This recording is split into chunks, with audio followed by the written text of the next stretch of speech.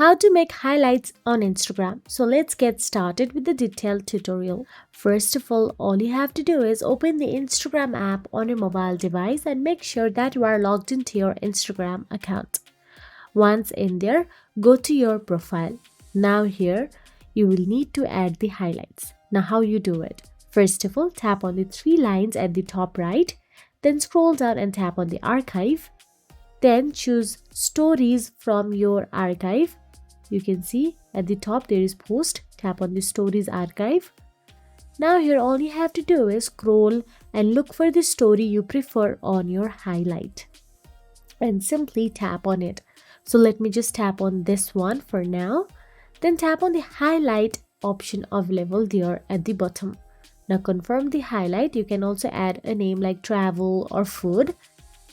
Then once done, you can go to your profile and it will now appear as a highlight on your profile. Now in order to add it, you can also tap on the plus icon available right next to your highlights. Now you will be navigated to your archive, choose any according to your preferences and save it on your highlights. And that is it. If you found this video helpful, please like, share and subscribe our channel, and thank you so much for watching.